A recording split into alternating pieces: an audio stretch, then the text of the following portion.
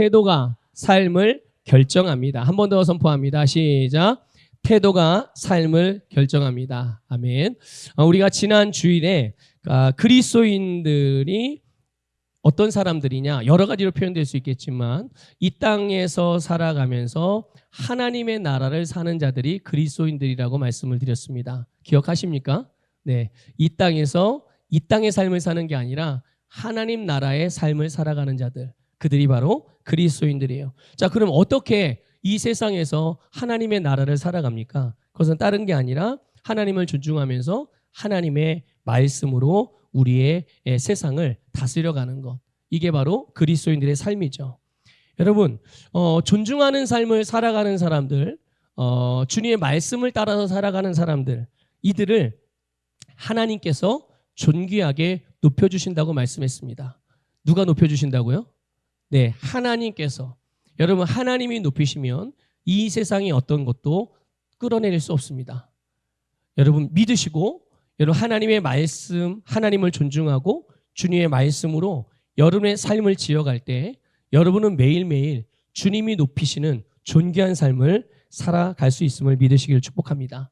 오늘은 우리가 이 존귀한 삶을 사는 삶 가운데서 아주 중요한 부분인 태도에 대해서 좀 말씀을 드리려고 합니다. 오늘 제목이 태도가 삶을 결정합니다예요. 여러분 우리가 삶을 살아가면서 어떤 일들, 또 어떤 사람들, 또 어떤 그 외부의 환경에 대한 나의 반응들, 여기에는 하나같이 각자의 태도가 있습니다. 각자의 태도가 있는데 희한한 거는 내가 어떤 일, 사람, 외부의 반응에 대한 나의 태도가 내 인생과 같은 방향으로 흐른다는 거예요. 이게 무슨 말이냐면 나의 태도가 내 인생의 방향을 결정한다는 거예요. 내 태도의 어떠함에 따라서 내 태도를 보면 내 10년 뒤가 보이고 20년 뒤가 보이고 내가 하는 일의 결과가 보인다는 것입니다. 이게 굉장히 중요한 의미가 있는 부분이에요. 그래서 매사에 우리가 바른 태도를 가진 사람들은요, 지속적으로 성장합니다. 지속적으로 성장하고 또 상승하는 인생을 살아가게 돼요. 하지만 반대로 부정적이거나 그리고 바르지 못한 태도를 가진 사람은요, 어느 지점에 가면 반드시 멈추는 때가 있어요. 그리고 더 이상 진보나 발전이 없게 되죠. 그래서 여러분 우리가 좀 기억해야 될 부분은 내 태도가 얼마나 성공할 수 있는지, 내 태도가 얼마나 성장할 수 있는지, 얼마나 영향력 있고 가치 있는 인생을 살 수 있는지 바로 나의 태도가 결정한다는 것을 기억하시길 바랍니다. 그래서 성경은 어떻게 보면 하나님께서 우리에게 삶을 다루는 태도에 대해서 말씀하고 있는 부분이라고 말해도 과언이 아니에요. 그래서 하나님이 우리에게 주신 삶을 내가 이 세상에서 어떻게 다루어 가냐에 따라서 하나님이 주신 아름답고 부유하고 풍성하고 성공적인 삶을 살아가기도 하지만 반대로 그 하나님께서 알려주신 그런 원리를 따라 살아가지 않는 그런 바르지 않은 태도로 살아가게 될 때 그에 따르는 또한 결과들도 성경이 우리에게 분명히 말씀해주고 있죠. 그래서 여러분 우리는 언제나 항상 바른 태도, 주님께서 우리에게 말씀하시는 바른 태도로 삶을 다루시기를 주님의 이름으로 권면을 드립니다. 특별히 우리의 태도는 보통 이게 태도 이러면 그 사람들의 행동을 이렇게 생각을 해요. 밖으로 드러나는 말 또는 눈빛 아니면 제스처 이런 것들을 이렇게 금방 떠올리거든요. 그런데 진짜 태도는 어디서부터 나오는 거냐면 우리의 중심에서부터 나옵니다. 그래서 우리의 태도는 우리의 영에서부터 시작이 되어져요. 여러분 오늘 우리가 읽은 본문 말씀을 보면 여러분 너무 잘 아는 말씀이잖아요. 그런데 이 말씀을 보면 모든 것들 중에 무엇을 지키라고 말씀하고 있습니까? 마음을 지켜라. 마음을 지켜라. 그런데 이 마음이 뭐냐면 우리의 영을 의미하는 거예요. 이 마음이. 자, 우리가 읽진 않았지만 읽은 본문 말씀 조금 위에 보면 20절부터 나오는 내용들을 보면 무슨 내용이 나오냐면 하나님의 말씀을 마음에 간직하라는, 하나님의 말씀을 붙들라는, 하나님의 말씀을 소유하라는 말이 나와요. 그런 내용들이 나옵니다. 마음에 무엇을 가지라고요? 예, 말씀을 가지라고. 심령의 말씀을 가지라고 말해요. 그리고 오늘 읽은 본 말씀에 뭐라고 말해요? 그 마음을 지켜라. 그러니까 이 마음은 그냥 마음이 아닌 거예요. 어떤 마음을 지키는 거예요? 여러분, 내가 만약에 마음이 불안해요, 두려워요. 이 마음 지켜야죠. 어떻게 지켜요? 두려움을 지켜요? 무서움을, 공포를 지켜요? 걱정을 지킵니까? 아니에요. 이 마음은 우리가 지켜야 될 마음이 뭐냐 하면 바로 하나님의 말씀이 있는 마음인 거예요. 하나님의 말씀을 담은 마음을 지켜야 되는 거죠. 왜 그렇습니까? 이유는 다른 게 아니라 그 마음에서부터, 그 영에서부터, 그 속에 있는 말씀에서부터 바로 생명이 나기 때문인 줄 믿으시기를 축복합니다. 그래서 우리는 이 우리의 예수 그리스도를 믿고 새롭게 거듭난 영, 오늘 우리는 예수 그리스도를 믿음으로 거듭난 하나님의 자녀로서의 우리의 심령을 지켜야 되는 것이죠. 다시 강조해서 말씀을 드리면 우리의 심령에서 바로 생명이 나기 때문입니다. 우리가 삶을 살아나게 만들고 내가 삶을 계속 회복시키고 삶을 변화시키고 내가 살아가는 세상을 아름답게 새롭게 정말 재창조하는 아름다운 역사들이 일어나야 되는데 그 일에 필요한 가장 중요한 능력과 근본이 뭐냐? 그게 생명이거든요. 근데 그 생명이 바로 우리의 심령에서부터 난다는 것을 믿으시기를 축복합니다. 그래서 우리의 이 거듭난 우리의 심령은 항상 지향하는 방향이 있어요. 항상 지향하는 방향이 있습니다. 그게 뭐냐 하면 존중하는 삶이에요. 존중하는 삶입니다. 하나님을 존중하고 하나님이 사랑하는 영혼들을 존중하고 이것이 우리의 거듭난 심령이 항상 지향하는 방향성이에요. 그런데 그 이유를 또 다르게 표현하면 이렇기도 해요. 그 마음이 예수 그리스도의 마음이기 때문에. 그래서 사도 바울은 뭐라고 우리에게 도전합니까? 너희는 이 마음을 품으라. 곧 누구의 마음이에요? 예, 그리스도 예수의 마음이에요. 그 예수님의 마음이 하나님의 마음이고 하나님의 마음이 곧 말씀이고 말씀이 곧 거듭난 우리의 심령에 심겨진 여러분 우리의 생명의 근원이라는 것을 믿으시길 바랍니다. 여러분 우리가 살아가면서 참 많은 여러 가지 다양한 일들을 합니다. 또 수많은 말을 하기도 하고 듣기도 하죠. 그러는 가운데 우리는 사람들의 나 자신을 비롯해서 나와 관계된 또 내 주변에 있는 사람들의 태도를 우리는 확인할 수 있어요. 어떤 사람들은 자기 자신이 어떤 일을 하고자 하는 데는 문제가 없습니다. 자기가 하고자 하는 바 그냥 일하는 데는 전혀 문제가 없어요. 잘 해냅니다. 그런데 그거를 누군가와 함께 한다든지 누군가가 알려준다든지 누군가에게 소개를 한다든지 그럴 때 그 표현하는 방식이 잘못돼서 자신의 의도를 제대로 전달하지 못할 때가 많이 있죠. 내가 원래 의도한 건 이게 아닌데 사람들이 오해하게 되는 거예요. 또는 그래서 사람들에게 오히려 오해를 사는 경우들이 있죠. 자, 그런데 이런 경우에는 이런 사람은 자기가 하고자 하는 것을 다른 사람에게 이해를 시킨다든지 실행하게 하는데 실패한 거예요. 그런데 여러분 이게요. 그냥 단순히 실패했구나. 뭐 다음에 잘하면 되지. 물론 그렇죠. 그런데 중요한 것은 이게 그냥 다른 사람을 이해시키는데 실패했다고 거기서 끝나는 게 아니라 이 실패가 내가 하나님께서 나에게 주신 영향력을 확장할 수 있는 발판을 잃게 된다는 거예요. 만일 이렇게 제가 이렇게 예를 들어볼게요. 만약 우리 장로님을 저에게 붙여주신 하나님의 어떤 동역자예요. 장로님이.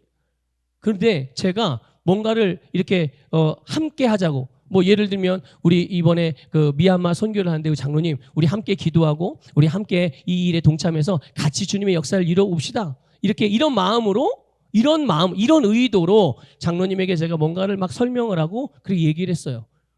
근데 제 전달력이라든지 이런 부분들이 다시 말하면 나의 태도가 목사의 태도가 바르지 않아서 장로님이 목사의 태도를 보면서 이야기를 들었을 때 그거에 대해서 바르게 가져가지 못하는 경우들이 있는 거예요. 이거 누구의 책임이죠? 누구 책임이에요? 크게 대답해 보세요. 목사님의 책임이라고 그래도 벌 받지 않아요. 예, 목사 책임인 거예요. 다시 말하면 말하는 사람의 전달하는 사람의 책임인 거예요. 그러면 아, 내가 이번에 장로님을 이해시키는 데 실패했구나. 그럼 다음에 잘하면 되지. 이런 거에서 끝나는 게 아니라 장로님이 뭐라고요? 하나님께서 이 일을 위해서 저에게 붙여주신 동역자예요. 근데 이 일에 대해서 장로님이 동참을 못 하시는 거죠. 동참을 안 하시는 거죠. 그럼 어떻게 되는 겁니까? 하나님께서 나의 이 목사의 태도의 부족함, 바르지 않은 태도로 인해서 하나님께서 하나님의 일을 더 풍성하고 더 확장되어지는 일을 하기 위해서 장로님을 붙여주셨는데 장로님을 통해서 할 수 있는 일들이 제한을 받는 거죠. 그럼 이제 장로님을 저 혼자 해야 되는 거죠. 그럼 장로님과 함께 할 때 하는 사역과 제가 혼자 할 때 하는 사역과 그 영향력이 같겠어요, 다르겠어요? 당연히 다를 수밖에 없어요. 바로 이런 일들이 벌어진다는 거죠. 그러니까 여러분, 이게 우리의 삶에서 얼마나 빈번하게 일어나는 일입니까? 또 얼마나 많은, 우리가 아예 그냥 생각 자체를 안 하고 살아가잖아요, 이런 부분은. 여러분 기억하십시오. 삶에서 우리와 연결되는 모든 사람들의 관계 안에서는 절대로 우연이 없습니다. 이거 믿으셔야 해요. 그리스도인들의 우연이 어디 있어요, 이 세상에? 여러분, 하나님의 창조의 역사 안에서 우연이 어디 있습니까? 우연은 없습니다, 여러분. 절대로 우연이 없어요. 그러므로 모든 삶의 순간순간이 하나님으로부터 나에게 주어진 기회라는 것을 기억하셔서, 인식하셔서 나와 연결된 모든 관계 안에서 바른 태도를 가지고 대하셔야 해요. 그럴 때 하나님께서 나를 지금의 영광에서 다음의 영광으로 나아가게 하시는 이 하나님의 계획이 막힘이 없지, 미뤄지지 않고 하나님이 원하시는 제때에 그렇게 우리가 바르게 또 온전하게 성장하고 전진하고 성장할 수 있는 줄 믿습니다. 또 어떤 사람들은 그런 사람도 있죠. 무슨 말이든 부정적으로 해석하는 사람들도 있어요. 어떤 말이든. 그러니까 이런 사람들은 이제 과거에 어떤 겪었던 부정적인 경험이 있는 거죠. 근데 그게 그냥 경험으로 끝나는 게 아니라 그 부정적으로 경험했던 그 사건이 그 사람의 선입견으로 고정되어지는 거예요. 이걸 뭐 고정관념이라고도 하죠. 그렇게 생기는 거거든요. 그래서 똑같은 일인데 A라는 사람은 그것을 보면서 있는 그대로 보고 긍정적으로 받아들여서 그것들을 잘 아름답게 만들어가는 반면, 그런 경우가 있는 반면에 어떤 사람, B라는 사람은 거기에는 분명히 뭔가 부정적인 안 좋은 의도가 있을 거야. 이렇게 뭔가를 한 번 더 생각을 하는 거죠. 그러면서 그렇게 여기거나 비판하고 비난부터 하는 경우가 있어요. 여러분, 우리가 삶을 살아가면서 세상으로부터 얻은 부정적인 경험이나 또는 과거에 받았던 상처들, 그리고 이 잘못된 사고방식들을 그대로 계속 받아들이면 어떤 일이 벌어지는 줄 아십니까? 그게 굳어지게 됩니다, 우리 안에서. 그게 내 사고방식이 되고요. 그게 내 인격이 돼요. 그게 우리의 영적인 태도가 되는 거예요. 그게. 그래서 내 생명의 근원이 되는 우리의 심령을 온전히 지키는 것이 어려워지게 되는 거예요. 우리는 오늘 본문 말씀 이 잠언 4장 23절을 읽으면서 그래 내 마음을 지켜야지. 얼마나 다짐을 많이 하고 얼마나 이것을 잘 깨닫고 있어요. 그렇죠?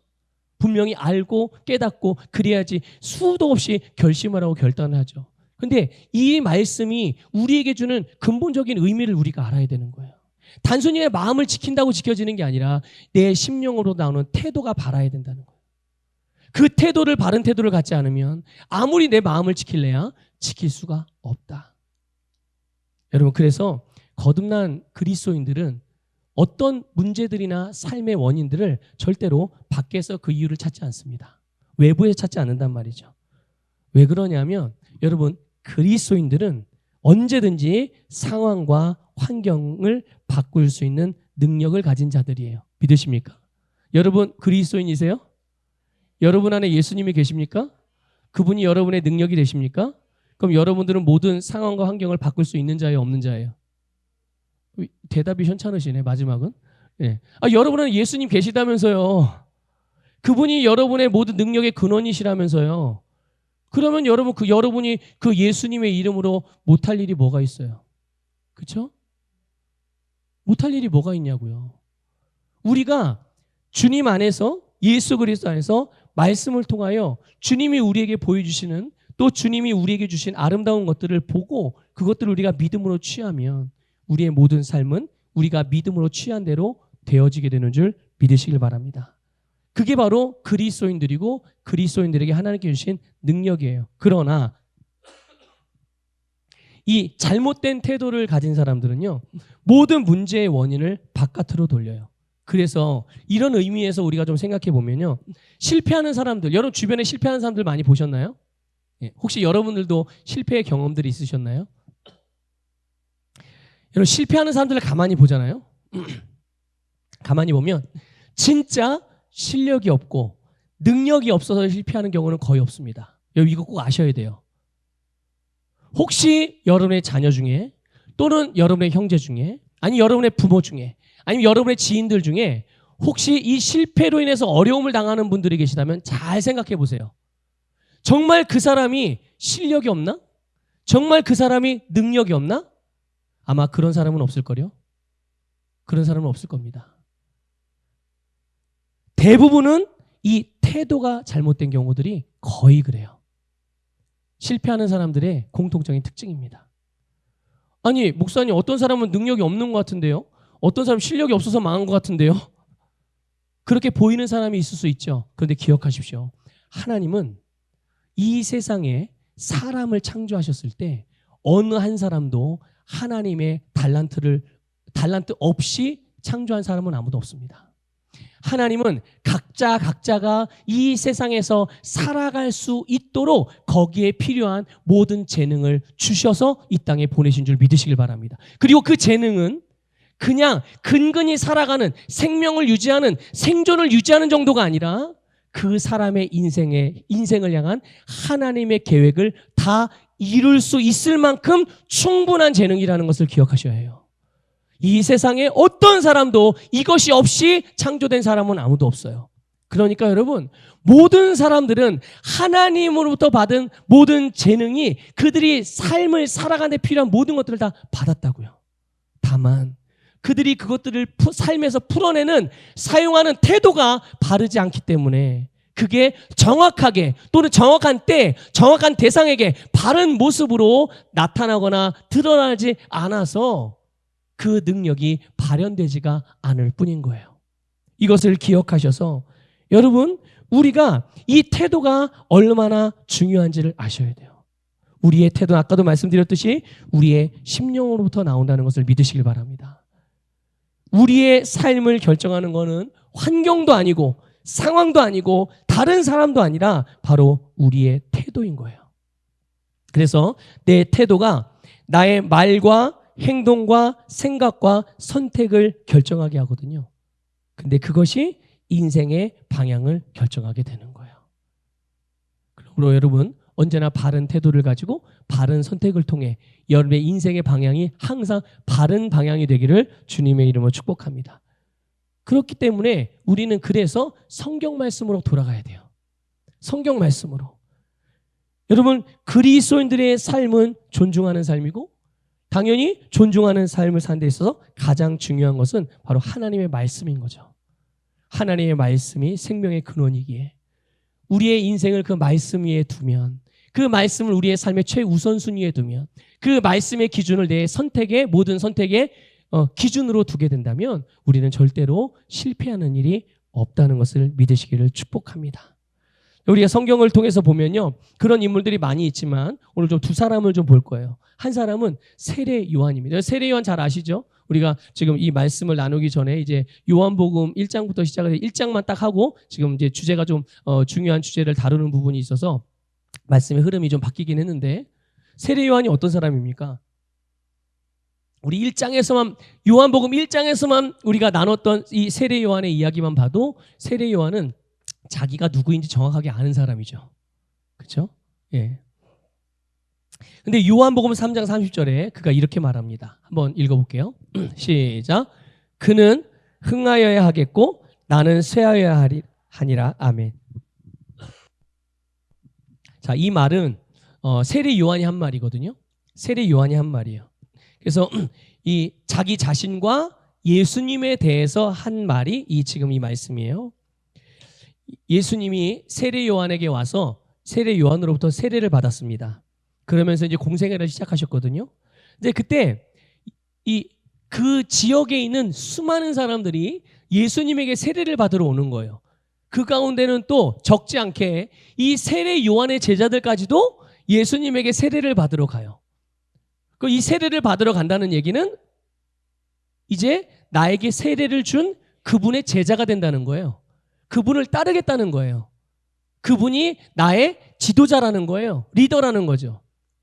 그러니까 세례 요한의 또 다른 제자들이 그런 걸 보면서 요한 선생님, 지금 예수님이 저쪽에서 세례를 주고 있는데 사람들이 다 글로 가요. 선생님 제자들도 다 예수님에게 세례 받으러 가요. 이거 도대체 좀 뭐 조치를 취해야 되는 거 아니겠어요? 이런 의미로 이제 제자들이 막 이야기를 했어요. 근데 세례 요한, 정작 세례 요한은 그런 상황들이라든지 또 주변에 자기에게 해주는, 누구를 위해서 하는 말이겠어요? 그 말은 당연히 세례 요한 자신을 위해서 하는 말 아니겠어요? 주변에 충고를 해주는 건데. 그런데 희한하게도 그런 상황들이나 자기의 제자들, 또 자기를 아끼는 사람들의 말에 전혀 동요되지 않아요. 그리고 뭐라고 말하냐면, 나는 그리스도가 아닙니다. 그의 앞에 보내심을 받은 자일 뿐입니다. 이렇게 대답을 하는 거예요. 세례 요한은 자기가 그리스도가 아니라는 걸 알아요. 오히려 그리스도 앞에서 미리 보냄을 받은 사람이지 내가 그리스도는 아니란 말이죠. 이렇게 이제 이야기를 하는 거예요. 여러분, 이 세례 요한이 하나님과의 관계에 있어서 자기가 감당해야 될 부분, 그리고 자신의 위치를 정확하게 알고 있었던 거죠. 이걸 쉽게 말해 주제 파악을 하고 있었던 거예요. 세례 요한이 스스로 자신에 대해서.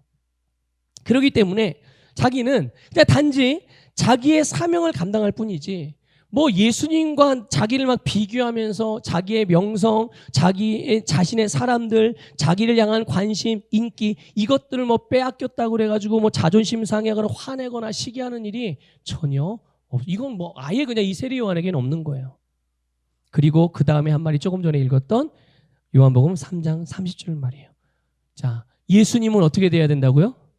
흥해야 하고 자신은요, 네, 쇠하여야 하리라. 자신을 통해서 누구만 드러나야 된다는 거예요? 예수님만. 이게 여러분 사역자들에게 너무 중요한 부분이에요. 저도 이 세례 요한의 이 고백을 항상 제 마음의 중심에 항상 새깁니다. 목회자들, 또 리더들. 그래서 여러분 그런 경우들이 있어요. 가끔 저도 이제 여러 교회들에서 사역을 하다 보면 목사님의 말은 잘 들어요. 셀리더의 말은 잘 듣습니다. 전도사님의 말은 잘 들어요. 그런데 말씀을 따르지 않아요. 희한하죠? 그게 어떻게 가능해? 맞는 말인가요, 목사님? 네, 그렇더라고요. 목사님이 하는 얘기는 잘 들어요. 그런데 집에 돌아가서는 하나님의 말씀으로 전혀 살질 않아. 목사님이 우리 이제 여자 성도님들에게, 자, 남편들 잘 섬기세요, 이렇게 말하면 아멘 합니다. 근데 집에 가서 밥도 안 차려줘요. 남편들한테. 집에 가서는. 물론 성경에는 여자들은 집에 가서 남편 밥 차려줘라 이런 말은 없어요. 그렇지만 공경하라고 되어 있잖아요. 존경하라고 되어 있잖아요. 섬기라고 되어 있잖아요. 아내는 그럼 아내만 남편을 섬기나요? 아니죠. 지금 계속 몇 주 전부터 말씀드리죠. 남편들은 아내를 어떻게 해야 된다고 그랬죠? 사랑해요. 목사님, 저는 아내를 사랑합니다. 여러분, 남편이 아내 안 사랑하는 남편이 어디 있어요? 다 사랑하지. 근데 어떻게 사랑해야 된다고요? 예수님처럼 사랑해야 된대요. 근데 예수님이 어떻게 사랑하셨길래요? 예수님이 교회를 사랑하신 것처럼 예수님은 교회를 위해서 자신의 생명을 내어주셨습니다. 그럼 남편들은 아내를 어떻게 사랑하라는 얘기예요? 자기의 생명을 내어주고라도 사랑하라는 얘기예요. 내가 죽는 일이 있어도 아내는 살리는 것이 남편이 아내를 향하여 사랑하는 사랑이어야 하는 겁니다. 아시겠죠? 그런데 아브라함도 그랬고요. 이삭도 참 못난 남자였어요. 지 살라고 아내를 죽는 자리로 내몰았다니까요. 몇 차례씩이나. 우리의 믿음의 조상입니다. 그분들이. 다 사람들에게는 연약함이 있으니까. 어쨌든 주님께서 우리 가정, 아내, 남편, 부모, 자녀, 우리 모두에게 기대하시고 원하시는 그런 태도가 있었단 말이죠. 그래서 여러분, 목회자에게 있어서, 리더들에게 있어서, 사역자들에게 있어서 너무 중요한 것은요, 성도들로 하여금 여러분 말씀을 따라서 살게 해야 됩니다. 만일 목회자가 성도를 잘 양육을 했는데 목사 말은 듣는데 말씀대로 안 살아? 그렇다면 그 목사님은 실패한 사역자예요. 주님의 나라에 가서 받을 상급이 없습니다. 하지만 그런데 말씀을 잘 따라 행하는 사람들이 목회자의 말을 안 따르겠어요? 그건 불가능한 일이죠. 말씀을 잘 따르는 사람들은 목회자의 말도 잘 따르게 돼 있어요. 리더의 말도 잘 따르게 돼 있어요. 그거는 뒤집힐 수가 없습니다. 다를 수가 없어요. 그래서 가장 중요한 건 뭐냐면 하나님의 말씀이 우리 모든 그리스도인들, 성도님들의 심령과 삶에서 이루어지는 일이에요. 그게 주님이 흥해야 하는 일입니다. 그리고 우리의 모습들은 다 드러나지 않는 거예요. 왜냐하면 우리는 내가 사는 게 아니잖아요. 여러분, 그리스도인들이 자신이 삽니까, 여러분? 이제는 내가 사는 것이 아니라 내 안에 계신 그리스도께서 사시는 거예요. 지금 여러분들이 앉아있는 거는 여러분들이 앉아있는 게 아니라 여러분들을 통해서 주님이 이 자리에 앉아 계신 거예요. 여러분들이 말하는 것은 여러분의 입을 통해서 주님이 하시는 말인 거예요. 그러니까 여러분의 말이 누구의 말이 되어야 돼요? 여러분의 입에서 나오는 말이 주님의 말이 되셔야 돼요. 여러분이 누군가를 바라보는 시선이 주님의 시선이 되셔야 되고요. 우리가 가는 발걸음이 나를 통해서 예수님이 걷는 걸음이에요. 그렇다면 내 발걸음의 방향은 항상 주님께서 가실 만한 곳으로 가셔야 되는 거죠. 그렇죠? 우리를 통해서 주님이 사시는 거라는 것을 분명히 기억하시기를 축복합니다. 그래서 이 세례요한 같은 경우는 주님이 오셨을 때 주님을 위해서 자기가 있어야 될 자리가 어디인지 알고 그 앞에서 자신이 기꺼이 물러서는 일을 너무 기뻐했던 사람이에요. 이런 태도가 바로 하나님의 성품과 말씀에 대한 믿음, 그 신뢰에서 비롯되는 거죠. 내가 나도 그렇게 해야지 이렇게 해서 되는 게 아니에요. 결심한다고 되는 게 아닙니다. 그들의 심령에서부터 주님을 진짜로 믿어야 되는 거예요. 주님을 존중하는 심령이 진짜 되어야 되는 거예요. 그래야 자연스럽게 내 태도가 그렇게 달라지게 되는 줄 믿습니다. 여러분, 하나님은 선하신 분입니까? 의로우신 분이십니까? 이것이 여러분들이 어떤 삶을 경험한다고 하더라도 이 진리에 대한 믿음이 변하지 않기를 축복합니다. 만일 주님이 나에게 한 데나리온을 약속하셨다면, 나에게 한 데나리온을 약속하셨다면 그것이 나에게 합당한 보상이라는 것을 철저히 믿으십시오. 만약에 내 옆에 있는 사람은 2데나리온을 받았네? 그걸 받다고 그래가지고 여러분, 그것을 그 사람하고 나하고 비교해가지고 뭐 화를 내거나 기분 나빠할 일이 아니에요. 여러분, 주님은 나한테 한 데나리온을 약속해 주셨어요. 주님이 너하고 옆에 있는 사람하고 같이 잘해가지고 내가 더 잘하는 사람은 2데나리온 주고 너 못하는 사람 1데나리온만 줄게, 이렇게 말씀하신 게 아니잖아요. 그렇죠? 주님은 나에게 하라고 하신 일에 대한 상급을 주시는 분이세요. 그거는 여러분 절대로 옆에 사람들과 비교해서 얻는 게 아니에요.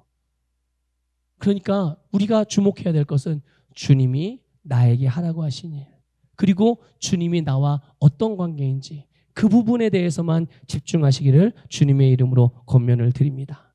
그래서 이 세례 요한 같은 경우는 그래서 하나님께서 계획하신 그런 훈련들을 통해서 이 세례 요한은 택하신 자리로 나아가게 된 거예요. 그 자리를 차지하게 되는 거죠. 여러분, 하나님은 반드시 낮아지는 길을 통해서만 높이시는 거예요. 이 낮아지는 길이 존중하는 삶입니다. 그게 바른 태도인 거예요. 그래서 예수님이요, 물론 다른 사람들도 세례 요한을 칭찬했지만 그건 별로 중요하지 않았어요. 그런데 중요한 건 뭐냐면 마태복음 11장 11절에 보면요, 예수님이 세례 요한을 칭찬하셨습니다. 뭐라고 칭찬하셨느냐? 같이 읽어볼게요. 시작. 여자가 낳은 자 중에 세례 요한보다 큰 이가 일어남이 없도다. 아멘. 여러분, 여자가 낳은 자 누구예요? 누굴 말하는 거예요? 여자가 낳은 사람이 도대체 누구예요? 모든 사람들 중에 세례 요한보다 큰 자가 없다는 거예요. 이거보다 더 큰 칭찬이 어디 있어요? 그렇죠? 주님이 높여주시는 거잖아요. 누가 이 세례 요한을 끌어내리겠어요? 여러분, 근데 이 주님이 높여진 높임은요, 어떤 명예, 사회적 지위 이런 부분들로 나타날 수도 있겠지만 중요한 거는 그의 영향력이란 말이죠. 존중하는 태도를 견지하고 그런 태도를 살아가게 되면 주님께서 우리를 존귀한 자리를 차지하게 해주십니다. 그러면 그 존귀한 자리에서 바로 우리의 영향력이 확장되어지는 거예요. 은혜 위에 은혜가 더해지고 영광에서 영광으로 나아가는 역사들이 존중하는 삶을 살아가는 이들에게 나타나는 복된 열매라는 것을 믿으시기를 축복합니다. 구약에도 그런 사람이 있어요. 모세예요. 모세 같은 경우 보면요, 우리 민수기 12장 3절 우리 새번역 성경으로 읽어보겠습니다. 시작. 모세로 말하자면 땅 위에 사는 모든 사람 가운데서 가장 겸손한 사람이다. 아멘. 모세는 아주 겸손한 태도를 가진 사람이었어요. 여러분, 성경적인 이 겸손의 의미는 자신의 길에서 물러서서 하나님께 순복하는 것이라는 뜻이에요. 자신의 길에서 물러서서 하나님께 순복하는 게 성경적인 겸손의 의미입니다. 여러분, 출애굽기 32장에 보면 이스라엘 백성들이요, 하나님의 은혜를 엄청나게 많이 받았음에도 불구하고 이 패역하기 시작합니다. 계속 패역한 행동을 계속해요. 그래서 결국은 이제는 우상을 숭배하기까지 해요. 그때 하나님이 정말 진노하셨어요. 하나님이 크게 화가 나셨습니다. 그래서 모세에게 말하기를 뭐라고 말하시냐면, 내가 지금 이 이스라엘 백성들 지금 다 싹 멸하고 모세 너를 통해서 내 후손을 통해 내가 새 민족을 일으키리라. 이렇게 말씀을 하시는 거예요. 자, 모세의 입장에서 봅시다. 모세의 입장에서 보면 그동안 이제까지는 하나님을 부를 때 이스라엘 백성들이 하나님을 부를 때 뭐라고 불러요? 꼭 수식어가 달렸거든요. 아브라함의 하나님, 이삭의 하나님, 야곱의 하나님. 자, 그런데 이제 그 아브라함의 후손들이 다 어떻게 되는 거예요? 이제 싹 심판을 받는 거예요. 새 민족이 일어나는 거죠. 이제 누구의 하나님이라는 하나님의 그 수식어가 달라지는 거죠. 누구의 하나님으로? 모세의 하나님. 여러분, 모세의 입장에서 보면 정말 이제 아주 중요한 기회가 온 겁니다. 기회. 자기를 통해서 새 민족이 일어나고, 그 새 민족이 그냥 민족이 아니라 하나님이 축복하시는 민족. 자, 그런데 모세는요, 조금의 망설임도 없이 하나님 그러시면 안 됩니다. 그래요. 하나님 그러시면 안 돼요. 그러면서 오히려 하나님께 상기시켜 드려요. 뭘 상기시켜 드리냐면, 하나님은 아브라함의 하나님이고 이삭의 하나님이고 야곱의 하나님입니다. 이게 무슨 의미냐면요, 하나님이 그들과 하신 약속이 담겨 있는 거예요. 하나님 아브라함에게 약속하셨잖아요. 하나님 이삭에게 약속하셨잖아요. 하나님 야곱에게 약속하셨잖아요. 하나님의 약속은 반드시 이루어져요, 안 이루어져요? 반드시 성취됩니다. 하나님은 신실하신 분이기 때문에 하나님의 말씀에는 1.1핵도 변함이 없습니다. 반드시 이루십니다. 그런 하나님을 이 모세가 너무 정확하게 알고 있었던 거예요. 그리고 나서 하나님 그런 분이시잖아요. 하나님 그러시면 안 돼요. 차라리 제 이름이 생명책에서 지워지는 한이 있더라도 이 백성들 하나님 구원해 주셔야 됩니다. 이렇게 모세가 하나님 앞에 간구해요. 모세는요, 기본적으로 하나님이 이스라엘 백성을 얼마나 사랑하시는지 그 하나님의 마음을 알고 있었어요. 그리고 자기도 지도자로서, 하나님이 세운 지도자로서 그 백성들을 사랑하기 때문에 그들을 보호하고 뿐만 아니라 하나님과 그들 사이에서 이 중보자 역할을 정말 잘 충성스럽게 감당한 것입니다. 여기서 끝나는 게 아니에요. 이후에도요, 모세는 수많은 도전과 억울한 일들을 수차례 당합니다. 심지어 자기 형제들에게까지 괴로움을 당하기도 해요. 그런데 모세도 세례 요한과 같이 이 자기의 위치, 자기의 역할이 무엇인지 잊지 않았습니다. 그리고 모세는 많은 사람들이 아니라 오직 하나님께만 초점을 맞추고 있었어요.